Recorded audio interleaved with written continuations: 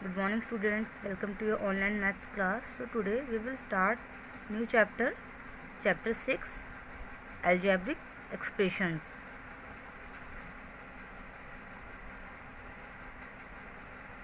So first of all we have to discuss about constants and variables. In algebra we come across two types of quantities, namely constants and variable. Algebra आप सभी ने already पढ़ी हुई है, उसमें ज़्यादातर हम कौन कौन सी क्वांटिटीज़ को डिस्कस करते हैं, कांस्टेंट और वेरिएबल आपने सुना ही होगा. तो कांस्टेंट क्या होता है? A symbol having a fix numerical value is called a constant. कोई भी सिंबल जिसकी एक फिक्स न्यूमेरिकल वैल्यू होती है वो हमारा क्या होता है? कांस्टेंट होता है. नाउ नेक्स्ट है variable, a symbol which takes various numerical value. ऐसा कोई भी सिंबल जिसका वेरियस न्यूमेरिकल वैल्यू होती है उसे हम वेरिएबल कहते हैं. ठीक है, जैसे कि for example the perimeter P of a square of a side S is given by the formula. अगर हम पेरीमीटर पी जो है किसी स्क्वायर का उसे डिनोट करेंगे बाय फार्मूला तो कितना होगा? P equals to 4 into S. यहाँ पे 4 जो है वो तो आपको पता है कांस्टेंट है क्योंकि वो एक नंबर है, उसकी फिक्स वैल्यू है. और पी और एस जो है वो क्या है? वेरिएबल है. ठीक है, उनकी वैल्यू कुछ भी हो सकती है अकॉर्डिंग टू मतलब conditions. Now algebraic expression, a combination of constant. ये जो कॉम्बिनेशन होता है कांस्टेंट्स का, वेरिएबल का, ठीक है, जिनमें जो फंडामेंटल ऑपरेशन अप्लाई होते हैं इन सब में, जैसे कि plus minus multiply and divide, ये जो मिलकर अलजेब्रिक एक्सप्रेशन बनता है. जब बहुत सारे कांस्टेंट वेरिएबल मिलकर क्या बनाते हैं? अलजेब्रिक एक्सप्रेशन बनाते हैं. Terms of N algebraic expression, the different parts of algebraic expression के जितने भी डिफरेंट पार्ट्स होते हैं वो सारे हमारे उसके टर्म्स कहलाते हैं.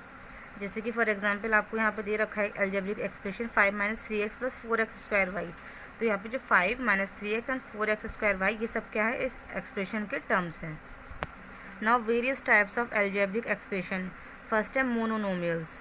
मोनोमियल्स एंड अलजेब्रिक एक्सप्रेशन, ऐसे अलजेब्रिक एक्सप्रेशन जिसमें ओनली वन टर्म होता है वो हमारे मोनोमियल्स होते हैं, जैसे कि 5x 2xy. ओके, नेक्स्ट है बायनोमियल. बायनोमियल्स में ऐसे अलजेब्रिक एक्सप्रेशन जिसमें टू टर्म्स होते हैं वो बायनोमियल होते हैं, like 2a + 3b.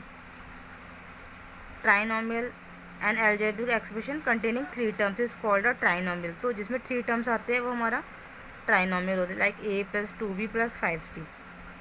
Now quadrinomial and algebraic expression जिनमें 4 टर्म आते हैं वो हमारे क्वाड्रिनोमियल्स होते हैं, लाइक x + y + z - 5. इसमें कितने? 4 टर्म्स हैं. पॉलिनोमियल्स एंड एक्सप्रेशन कंटेनिंग 2 और मोर टर्म. ऐसे जितने भी हमारे एक्सप्रेशन जिनमें 2 या 2 से ज़्यादा टर्म होते हैं वो सारे हमारे पॉलिनोमियल होते हैं. फैक्टर्स, ईच टर्म ऑफ किसी भी अलजेब्रिक एक्सप्रेशन का जो ईच टर्म होता है वो कंसिस्ट करता है product of constant and variable. ठीक है, वो वेरिएबल और कांस्टेंट के प्रोडक्ट से बनता है. तो वो कांस्टेंट फैक्टर जो होता है वो न्यूमेरिकल फैक्टर होता है, और जो कि जो वेरिएबल फैक्टर होता है उसे लिटरल फैक्टर कहते हैं. ठीक है, जैसे कि 5y है, यहाँ पे जो 5 है वो न्यूमेरिकल फैक्टर है, जो y है वो है literal factor. Now coefficient, in a term of an algebraic expression any of the factor with the sign of the term is called the coefficient of the product of the other factor in that term. किसी भी algebraic expression में कोई भी जो factor हो ना with the sign of term, with अपने sign के साथ, वो उसका क्या कहलाता है? कोफिशिएंट कहलाता है. जैसे कि 5y में यहाँ पे y का जो कोफिशिएंट है वो क्या होगा? 5 होगा. जैसे कि अगर साइन भी लगा हो तो विद साइन हम उसे डिनोट करेंगे. जैसे कि -y है, यहाँ पे इसका कोफिशिएंट कितना होगा? y का -1. -6ab में a का जो कोफिशिएंट होगा वो क्या होगा? -6b. और b का जो कोफिशिएंट होगा वो होगा -6 है.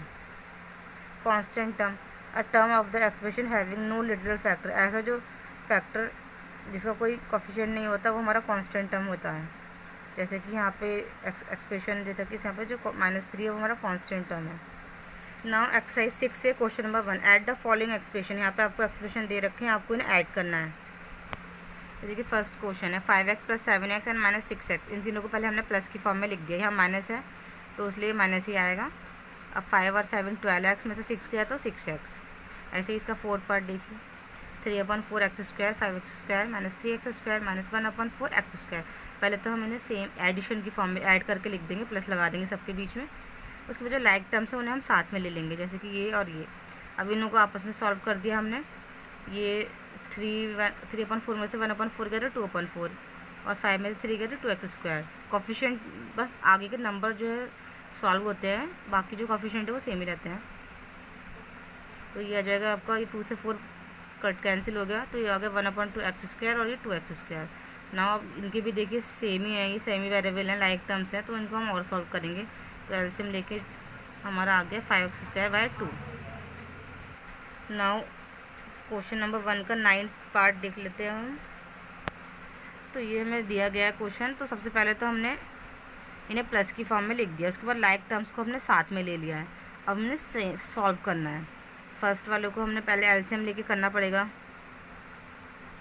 8/5 - 3/2 यहाँ पे एलसीएम ले लिया तो 10 आया, तो ये हो जाएगा 16x - 15x। ऐसे ही यहाँ पे भी हमने एलसीएम लिया तो ये 33y - 35y 21 आया इसका एलसीएम। यहाँ पे भी हमने एलसीएम लिया है तो ये हो जाएगा 20 आया एलसीएम, 45xy - 36xy। अब सॉल्व कर दिया हमने, प्लस माइनस कर दिया है, तो ये हमारा आ गया इसका answer. Now question number 2, subtract -8xy from 7xy। यहाँ पे आपको सब्ट्रैक्ट करना है, तो फ्रॉम वाला नंबर पहले आएगा और फर्स्ट वाला नंबर देन माइनस के बाद आएगा। क्वेश्चन नंबर 1 देखिए, -8xy फ्रॉम 7xy। तो 7xy पहले आ गया, फिर माइनस आएगा और ये आएगा सेकंड। फर्स्ट टर्म हमारा क्योंकि ऑलरेडी माइनस का था तो वो उसका माइनस है। यहाँ पे जो सब्ट्रैक्ट का माइनस आया और जो इसका माइनस है वो इसके साथ ब्रैकेट में लिखा है हमने। अब ये माइनस माइनस प्लस हो गया, अब इनको ऐड करेंगे तो फर्स्ट 15xy आएगा हमारा। इसका 5th पार्ट देखिए, फ्रॉम वाला नंबर हमने पहले लिख दिया है, फिर माइनस करके इस चीज़ को डबल, ये बाइनॉमियल है तो हमने इसे ब्रैकेट में लिखा है। अब क्योंकि बाहर माइनस है, ब्रैकेट के अंदर 2 टर्म्स है, तो ये साइन जो है चेंज होते हैं। तो पहला आएगा -x² और ये हो जाएगा प्लस का। अब लाइक टर्म को साथ में सॉल्व कर लेंगे। 2x² में से x² जाएगा तो x² माइनस और प्लस माइनस यानी कि माइनस का 2y² और 6xy तो कुछ है नहीं वहाँ पे, तो वो ऐसे ही रहेगा। Question number 3, subtract this from the sum of this and this and this. यानी कि इन तीनों के सम हमें करके तो उसमें से हम इसे सब्ट्रैक्ट करेंगे। ठीक है, क्वेश्चन नंबर हम 4 कर रहे हैं, subtract the sum of this and this from the sum of this and this. ये सारे ही क्वेश्चन सेम ही हैं, तो हम 4th वाला कर रहे हैं। तो जो सम में से हमें सब्ट्रैक्ट करना है, जो फ्रॉम वाला सम था वो पहले आएगा, तो उसे हमने इस तरीके से लिख दिया प्लस की फॉर्म में। फिर माइनस करके बाकी जिसे सब्ट्रैक्ट करना था उसे भी प्लस की फॉर्म में लिख दिया है। अब हमें क्या करना है, पहले तो हम इसे ब्रैकेट्स ओपन कर लिए, क्योंकि प्लस है तो साइन चेंज नहीं होगा, एज इट इज़ रहेगा। ऐसे यहाँ पे भी अब लाइक टर्म्स को साथ में हमने सॉल्व कर दिया है। 2m - m ये हो जाएगा 3n और इन दोनों को माइनस माइनस 4p²। ऐसे ही यहाँ पे 8 में से 3 गया 5 माइनस माइनस माइनस 7 और 4 11n माइनस का, और ये हो जाएगा 5p²। अब जो है इससे ज़्यादा तो सॉल्व नहीं होगा। अब हम क्या करेंगे, माइनस क्योंकि मिडिल बीच में है दोनों टर्म्स के एक्सप्रेशंस के, तो हम साइन चेंज करेंगे पहले। तो फर्स्ट वाला तो ऐसे ही रहेगा, सेकंड वाले के सबके साइन चेंज हो जाएंगे, ये माइनस प्लस और माइनस। अब लाइक टर्म को आपस में सॉल्व करेंगे, कितना आ जाएगा, फर्स्ट वाले का तो -4 आएगा क्योंकि प्लस माइनस माइनस, ये जाएगा 3 और 11 14n और माइनस माइनस और माइनस प्लस 5 और 4 9p²। Question number 6, simplify. आपको सिंप्लीफाई करना है जो भी आपको कंडीशन दी है। फर्स्ट हमें दे रखा है,